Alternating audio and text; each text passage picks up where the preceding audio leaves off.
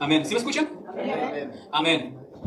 ¿Qué es la tentación? Primero quiero hablarles acerca de lo que es la tentación. Y nos dice la palabra del Señor que no os ha sobrevenido ninguna tentación que no sea humana, pero fiel es Dios que no os dejará ser tentados más de lo que podéis resistir, sino que dará también juntamente con la tentación la salida, para que podáis soportar. Entonces vamos a ser tentados. Santiago 1:13 dice, cuando alguno es tentado, o sea, es que vamos a ser tentados. Cada uno de nosotros vamos a ser tentados. Ahora, no vayas a decir que es Dios quien te está tentando, porque Dios no puede ser tentado por el mal, ni Él tienta a nadie. Ahora, el diccionario bíblico ilustrado Holman define la tentación de esta forma. Escuche, dice que la tentación es ser influenciado para hacer lo malo. Es algo que te está influenciando, que te está impulsando, que te está como queriendo llevar a hacer lo malo. Y dice este diccionario que Satanás es el tentador, como lo menciona Mateo capítulo 4, versículo 3. Entonces la tentación es algo que te está como empujando a que hagas lo malo. Y la tentación puede venir de tu carne, puede venir del mundo, puede venir del diablo o sus demonios. El Señor le reprenda. Otra definición de tentación es la siguiente. La tentación es una invitación para hacer la voluntad del diablo en vez de hacer la voluntad de Dios. Hermanos, no nos conviene caer en la tentación. Es mejor hacer la voluntad de Dios. Y muchas veces, hermanos, vamos a ser más propensos a caer en la tentación cuando nuestros sentimientos sean heridos. Cuando alguien te hace enojar, cuando las cosas no te salen como tú quieres, cuando tienes problemas, te va mal en el trabajo, tienes problemas familiares, existen muchos problemas, muchas situaciones difíciles que pueden herir tus sentimientos. Es ahí donde estamos más vulnerables a caer en la tentación y es ahí donde más debemos de tener cuidado para no caer en la tentación. Ahora, ¿cuál es el propósito de la tentación? Hay muchos propósitos que tiene la tentación, pero quédese con esto que yo le voy a compartir. Este propósito que yo le comparto, por lo que estudié, se lo voy a dar como... Es más fácil retener el propósito de la tentación. Se me hace más fácil que lo retenga. ¿Cuál es el propósito de la tentación? El propósito de la tentación es hacerte perder algo que Dios te ha dado. Ese es el propósito de la tentación. Hacerte perder algo que Dios te ha dado. Hacerte perder las bendiciones que Dios te ha dado. Ese es el propósito de la tentación. Hacerte perder las bendiciones que Dios te ha dado. Les pongo ejemplos. Adán y Eva. Adán y Eva cayeron en la tentación y ¿qué perdieron? El paraíso. O sea, ese es el propósito de la tentación, hacerte perder las bendiciones que Dios te ha dado. Tengo otro ejemplo, el rey David. El rey David cae en la tentación, comete adulterio y pierde a su hijo. Otro ejemplo, Sansón. Sansón cae en la tentación y pierde las fuerzas. El propósito de la tentación es hacerte perder las bendiciones que Dios te ha dado. Tú y yo tenemos bendiciones que el Señor nos ha dado y el enemigo nos va a tentar para que caigamos en la tentación para perder esas bendiciones que el Señor nos ha dado. Otro ejemplo, Judas Iscariote. Judas perdió su ministerio y perdió mucho más. Cayó en la tentación. Y hermano, es un largo etcétera, etcétera, etcétera. Porque hay muchos hombres y mujeres en la Biblia que cayeron en la tentación y perdieron todas sus bendiciones. Y eso es triste, muy triste. Entonces, el propósito de la tentación es hacerte perder las bendiciones que Dios te ha dado. Y no nos conviene, porque son más grandes las bendiciones que Dios nos ha dado que un momentito de placer. La tentación es una invitación como a saborear algo dulce, pero a la misma vez te produce un dolor amargo. La tentación es una invitación como a que saborees algo duro, algo suave, pero a la misma vez es algo duro que te hace sufrir. Esa es la tentación. Se mira muy apetecible, pero te va a producir dolor, te va a producir tristeza, te va a producir amargura y va a ser algo terrible el caer en la tentación. Entonces no nos conviene. Es mejor mantenernos firmes y seguir luchando en el nombre de Jesucristo. Alguien diga amén. Amén. Esa es la tentación. Ahora, ¿qué es la lucha? ¿Qué es la lucha? Vamos, si me ponen por favor en la pantalla Efesios capítulo 6 y vamos a leer del versículo 11 al 12. Aquí vamos a mirar qué es la lucha espiritual. La lucha espiritual y la tentación son sinónimos, porque ambas, tanto la tentación espiritual como la lucha espiritual, ambas vienen de Satanás y sus demonios. El Señor los reprenda. Pero ¿cuál es la diferencia? Quiero mostrarles una poca diferencia que hay. Dice la palabra del Señor, Efesios 6:11, vestidos de toda la armadura de Dios para que podáis estar firmes contra las acechanzas del diablo. Versículo 12, porque no tenemos lucha. Ahí está la palabra, lucha. Esta es una lucha. Porque no tenemos lucha contra sangre y carne. ¿Contra quién es la lucha? Sino contra principados, contra potestades, contra los gobernadores de las tinieblas de este siglo, contra huestes espirituales de maldad en las regiones celestes. Entonces, tenemos lucha contra espíritus, contra el diablo, contra sus demonios, tenemos lucha. Ahora, ¿cuál es el propósito de la lucha espiritual? Antes de mencionarle los demás propósitos, quédese con este. Si no recuerda los demás que le voy a mencionar, quédese con este. El propósito de la lucha espiritual, el propósito de la lucha demoníaca, de los demonios, es este. Este es el propósito. Encadenarte a un pecado y que no lo puedas dejar. Esa es la diferencia. Ambas te llevan a caer en pecado, pero la diferencia es esta. Que la lucha espiritual es hacer que la persona caiga en pecado y se enamore del pecado. Y la persona sabe que está cometiendo pecado, que lo que está haciendo está mal, que va a hacer sufrir a su esposa, a su esposo, a sus hijos, a la familia, a sus amigos, amigas. Ella sabe que lo que va a hacer es pecado. Es más, sabe que lo que está haciendo es pecado, pero no lo puede dejar. ¿Por qué? Porque ya hay una fortaleza demoníaca. Es algo que lo está esclavizando al pecado. Entonces, la lucha espiritual es tremenda. Porque un hijo de Dios, una hija de Dios que cae en el pecado, pero está en una lucha espiritual, ella sabe que está cometiendo pecado. De hecho, cuando él o ella va caminando para cometer pecado, él sabe que va a cometer pecado, sabe que no debe de hacerlo, pero hay algo que lo impulsa, lo arrastra, y es muchas veces las fortalezas demoníacas que lo están arrastrando a que practique el pecado. Comete el pecado y llora amargamente. ¿Por qué lo hice? Yo no quiero hacerlo. Sé que ofendo a mi Dios que ha sido tan bueno y misericordioso conmigo. Ya no quiero este pecado. Y de verdad no lo quiere, pero no puede dejarlo porque hay demonios que lo están esclavizando ese pecado. Entonces la lucha espiritual esclaviza, encarcela. Eso es lo que hace la lucha espiritual. Encadenarte al pecado y que no lo puedas dejar. Ahora, esta palabra, lucha, que miramos ahí, viene de una palabra griega que significa lo siguiente. Significa lanzar, como que te arrojan algo. Es ahí donde el diablo te va a lanzar en tu mente muchos dardos de fuego para esclavizarte al pecado. También significa echar, meter, caer, encarcelar. Eso es lo que significa la lucha. Encarcelarte en el pecado y que no lo puedas dejar y que no puedas salir de ahí. También significa derribar. Si tú estás caminando bien con el Señor, el enemigo y sus demonios van a tratar de derribarte. Que lo pierdas todo, que pierdas la santidad, que pierdas tu testimonio, que lo pierdas todo. Eso es lo que quieren. Y vas a luchar para no caer. Porque tú no quieres caer, pero vas a una lucha muy fuerte para que pierdas lo que tú tienes. Ahora, ¿cuáles son los otros propósitos de la lucha espiritual? Es separar a los creyentes de Dios. Eso es lo que quiere. Te quiere separar de Dios, te quiere separar de la iglesia, te quiere separar de la vida cristiana. Y es una lucha muy, muy fuerte. Uno de los objetivos principales de Satanás es intentar distanciar a los creyentes de su relación con Dios. Hay algo que te va a estorbar. Tú sabes que debes de santificarte, tú sabes que debes de estar en la relación con Dios, pero hay algo que te estorba. Muy probable eso que te está estorbando es una lucha espiritual, son demonios que te están estorbando para que tú pierdas tu comunión con el Señor. El Señor lo reprenda. Amén. Dale el aplauso al Señor. Esto puede manifestarse a través de la duda, la tentación al pecado o el desánimo espiritual, buscando que los creyentes pierdan su fe, su confianza en Dios y finalmente su comunión con Él. ¿Cuál es otro propósito? Obstaculizar el propósito de Dios. En mi lengua la traba. El diablo se opone al propósito de Dios en el mundo y en las vidas de las personas. Esto incluye intentar frustrar la expansión del evangelio, la obra misionera y cualquier esfuerzo que busque promover la justicia, la paz y la restauración que Dios desea para la creación. Si me pones, por favor, 1 de Tesalonicenses, capítulo 2, versículo 18. Son estorbos, hermanos. Hay algo que va a estorbar, porque el diablo sabe que Dios quiere usarte. El diablo y sus demonios saben que Dios quiere usar nuestras vidas y nos van a estorbar constantemente para que no nos use el Señor, pero el Señor reprenda al enemigo. Vamos a leer 1 de Tesalonicenses, capítulo 2, versículo 18. Bueno, dice, por lo cual quisimos ir a vosotros, yo Pablo ciertamente una y otra vez, pero Satanás nos estorbó. Por lo cual quisimos ir a vosotros, yo Pablo ciertamente una y otra vez, pero Satanás nos estorbó. Muchas veces, hermanos, tú vas a invitar a tus familiares, amigos que vengan a la iglesia y te van a decir que sí quieren venir. Y de verdad van a querer venir. Pero cuando van a venir, algo se les atraviesa. ¡Ay, qué casualidad! Y una y otra forma, algo se les atraviesa siempre. Muchas veces son demonios que están actuando para no permitir que vengan a los pies de Cristo. Entonces, uno tiene que saber identificar si es una lucha o no es una lucha lo que está atravesando. Otra cosa, promover el pecado y la inmoralidad. Uno de los métodos de la lucha del diablo es tentar a los individuos, a los cristianos, a pecar, promoviendo comportamientos y actitudes que están en contraposición a los valores del reino de Dios. Esto puede incluir incitar al odio. Hermanos, cuando va a haber ofensas entre nosotros, va a haber ofensas, es inevitable, va a haber desacuerdos. Ahora, cuando es una lucha espiritual, es algo que no puedes olvidar. Y si te pones a examinar a ese cristiano, la ofensa que le hicieron no es tan grande, pero hay algo en su interior que no puede olvidarlo. Y va creciendo en coraje. Y ya pasó mucho tiempo. Muchas veces son los demonios tratando de que se amargue, de que se llene de odio. Ahí ya es una lucha espiritual. Pero ¿por qué si no es para tanto lo que me hicieron? ¿Por qué siento tanto coraje? Bueno, es muy probable que está luchando espiritualmente. Que es el enemigo que lo quiere llenar de odio. La codicia, la envidia, la inmoralidad sexual, entre otros, con el objetivo de degradar el testimonio moral espiritual de los cristianos. Muchas veces el enemigo va a tratar de que te ofendan, que los cristianos, las cristianas te ofendan para llenarte de odio, para llenarte de amargura y de esa forma sacarte de la iglesia. Entonces tenemos que tener mucho cuidado, porque eso es lo que el enemigo quiere, pero no le vamos a dar gusto, porque muy bueno ha sido el Señor con nosotros. Muchas bendiciones nos ha dado nuestro Señor Jesucristo, como para irnos al mundo por las ofensas del hombre o de la mujer. Otra cosa es de la lucha espiritual. Miren, cuando en una iglesia hay muchas rencillas, hay muchos problemas, mucho chisme, mucho pleito entre la hermandad, es muy probable que esa iglesia está pasando por una lucha espiritual. Son demonios que están atacando. Si en tu familia está habiendo mucho conflicto con tu esposo, con tu esposa, con tus hijos, y mucho pleito, ¿y por qué tanto pleito? Muchas veces es una lucha espiritual. Son ataques del diablo y sus demonios porque quieren destruir. El Señor los reprenda.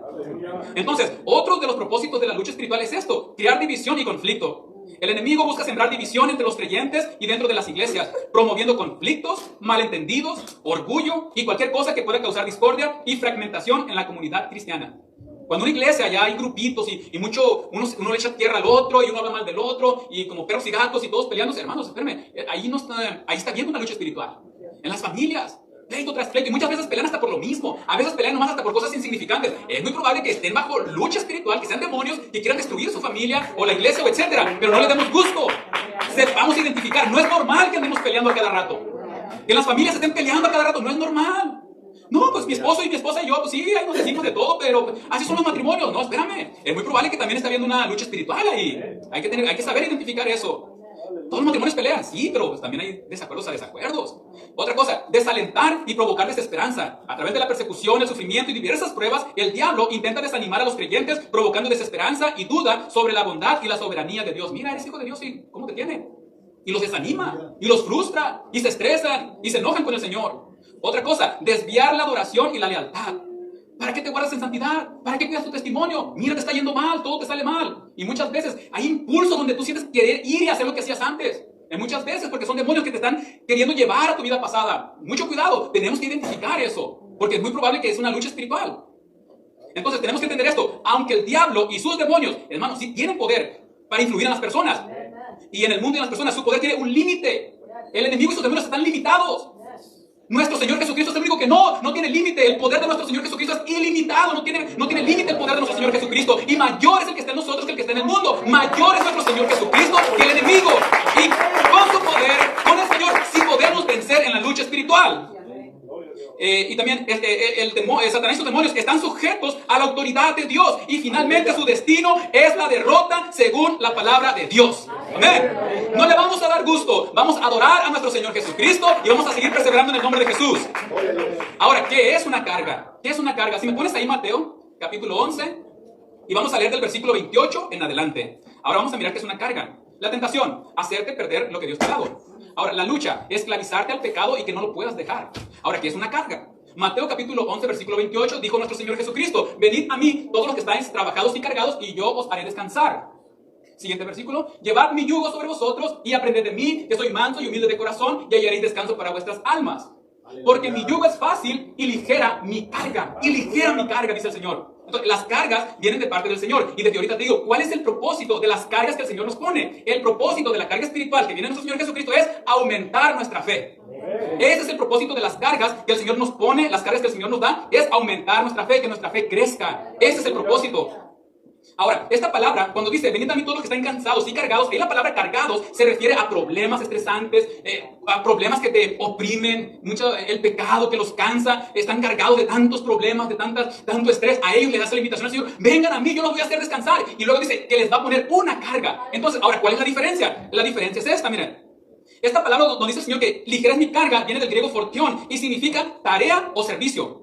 Una carga que viene de parte de nuestro Señor Jesucristo es un ministerio, es una responsabilidad, es algo que Dios te pone. Ejemplo, nuestra hermana Miriam, ella recibió la carga de ser la presidenta de nuestras hermanas Dorcas. Ella está llevando la carga de nuestro Señor Jesucristo. Es una tarea, un servicio que Dios te concede. Esas son las cargas que el Señor nos pone. Nuestro hermano Cervantes es el líder de la alabanza. Él tiene la carga de ser el líder de la alabanza. Es una carga que el Señor le ha puesto. Nuestro pastor es el pastor de la iglesia. Tiene la carga de ser el pastor de la iglesia. Entonces, ¿cuál es el propósito de estas cargas que el Señor nos pone? Que nuestra fe en Él crezca. Ahora vamos a ver por qué. Ahora, ¿cuál es el propósito de la carga o las cargas que Dios pone sobre sus hijos? Es crecimiento espiritual. Es para que crezcamos espiritualmente. Otra cosa, Dios nunca te va a poner una carga que tú no puedas llevar. Si Dios te está dando una carga es porque Él sabe que tú puedes llevarla. Él confía en que tú puedes llevarla y sabe que puedes llevarla. Ay, hermanos, que cuando me dieron esta carga yo pensé que se iba a poder y ahora se me está haciendo muy pesada. No, es que el Señor sabe que puedes con esa carga. Y el propósito no es que te desanimes, no es que tires la toalla. El propósito de nuestro Señor Jesucristo con esa carga es que tu fe crezca para con nuestro Señor Jesucristo. Y quiere que traiga crecimiento espiritual a tu vida. Las cargas o desafíos pueden servir como medios para el crecimiento espiritual y el fortalecimiento de la fe. A través de ellos aprendemos a confiar más en Dios y a depender menos de nuestra fuerza. Como se ve en Santiago 1, del 2 al 4, las pruebas de la fe producen perseverancia que a su vez conduce a la madurez espiritual. Hermanos, ese es el propósito de las cargas, que nuestra fe crezca, que tenga un crecimiento espiritual. Ay, Señor, pues yo pensé que era fácil ser presidenta de las Dorcas. Ay, yo pensé que era fácil ser la tesorera, cobrar, yo pensé que era bonito. Y ahora que ya está metido en el estrés de la carga, ya se siente bien estresada. Ay, Señor, qué pesada la carga. No, mi hermana, el Señor sabe que usted puede. Y el propósito es que su fe crezca, que su fe crezca y crezca. Usted puede en el nombre del Señor. Otra cosa, algo más que el propósito de la carga que el Señor nos da es formar nuestro carácter. Las cargas también tienen el propósito de moldear el carácter del creyente, haciéndolo más compasivo, paciente, porque hay hermanos, hay hermanas a las que les va a tener que tener paciencia. Sí, porque hay hermanas que le van a hacer la vida de cuadrito. Ojalá que no. O sea, yo no deseo que, yo no lo deseo. Pero es muy probable que habrá alguna hermana mínimo que le va a hacer la vida de cuadritos. Y ay, Señor, dame paciencia con tu hija. O bueno, el propósito de esa carga es hacerle moldear el carácter, hacer más compasiva. Y aunque sienta que se le va a salir el apellido, no, esa carga no es para que usted saque su carne, no, es para que crucifique la carga y aprenda a decir, ay Señor, ¿cómo te necesito? Qué bueno que me hice esta carga porque yo antes era así y hubiera respondido de este modo y hubiera hecho todo otro, pero ahora como sé que soy tu hija y tú me hiciste esta carga, yo, Señor, voy a hacer como tú quieres que sea. Y te moldea el carácter, te moldea el temperamento. Amén, dale la aplauso al Señor, amén. Entonces, las cargas que seamos más pacientes, más humildes y más amorosos. Porque hay hermanas a las que hay que tenerles paciencia. Y es parte. Otra cosa, nos ayuda a guardar el testimonio y el servicio. Las cargas pueden ser oportunidades para servir a otros y mostrar el amor de Cristo en acción. Una cosa es que tú digas que tú amas a Cristo, pero otra cosa es cómo me tratas. Ay, hermano, yo amo al Señor y adoro al Señor. ¿Y cómo tratas a tus hermanas? Y puede ser que tú cantas y que Cristo yo te amo y eres la presidenta o tienes el cargo de ser líder en la iglesia y, óyeme, pero ¿y cómo está tu testimonio? ¿Cómo tratas a tus hermanos? ¿Los miras como al conejo, chiquito y orejones, chiquita y orejonas? ¿Cómo está ahí? ¿Me explico? Entonces, ese es el propósito de las cargas. Mejorar tu carácter, guardar tu testimonio. Ay, pues yo soy el presidente, yo soy el tesorero, la tesorera, puede ser la hermana. Bueno, voy a actuar como toda una hija de Dios. Cuida tu testimonio, cómo tratas a tus hermanas.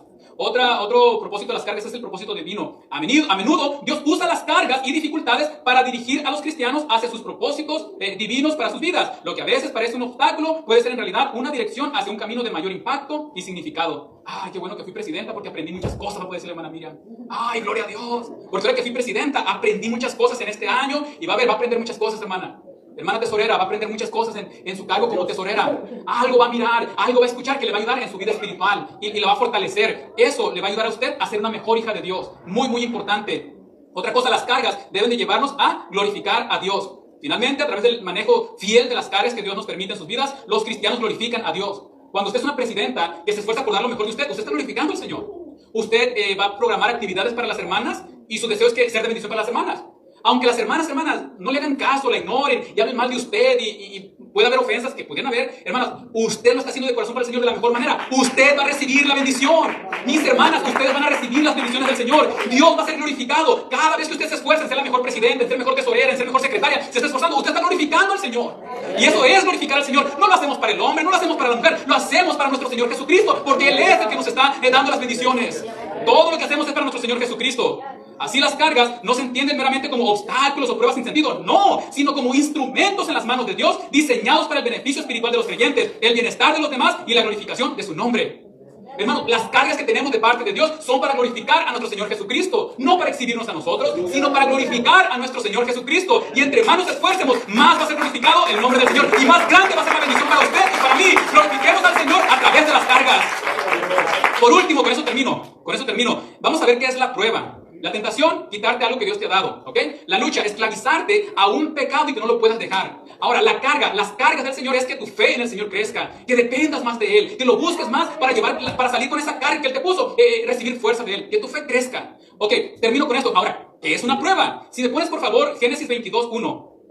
Vámonos rapidito porque ya me tomó mucho tiempo. Génesis 22:1 dice: aconteció después de estas cosas que probó Dios a Abraham y le dijo a Abraham, y él respondió: heme aquí.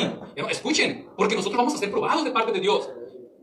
Nos va a probar, es el versículo 1. Aconteció después de estas cosas que probó Dios a Abraham. Dios prueba a sus hijos y a sus hijas. Deuteronomio 8:1 y el versículo 2. Dice: cuidaréis de poner por obra todo mandamiento que yo os ordeno hoy, para que viváis y seáis multiplicados y entréis y poseáis la tierra que el Señor prometió con juramento a vuestros padres. Versículo 2. Y dijo: y te acordarás de todo el camino por donde te ha traído el Señor tu Dios estos 40 años en el desierto. Aquí está el propósito: para afligirte, para probarte. Dios nos va a probar. La prueba viene de parte de Dios. La tentación no. La lucha no viene de parte de Dios. Las cargas espirituales que Él nos da sí vienen de parte de Él. La prueba viene de parte de Él. Salmos. Vamos a Salmos 66:8. Salmos 66:8. Aleluya, gloria a Dios. Ok. Bendecid pueblos a nuestro Dios y haced oír la voz de su alabanza. Versículo 9. Él es quien preservó la vida a nuestra alma y no permitió que nuestros pies resbalasen. Siguiente versículo. Porque tú nos probaste, oh Dios, nos ensayaste. Es un ensayo. La prueba es un ensayo. Porque tú nos probaste, oh Dios, nos ensayaste como se afina la plata. Nos metiste en la red, pusiste sobre nuestros lomos pesada carga. Hiciste cabalgar hombres sobre nuestra cabeza. ¿Quién está haciendo todas estas aflicciones? ¿Quién está haciendo sufrir al pueblo? Es el Señor. Pasamos por el fuego. Ay, Señor, yo no quiero pasar por el fuego. Y si la voluntad del Señor es que pases por el fuego, no vas a pasar. En su nombre vamos a pasar esa prueba. Y por el agua. Y fíjense lo que dice a continuación. Y nos sacaste a abundancia. Aleluya.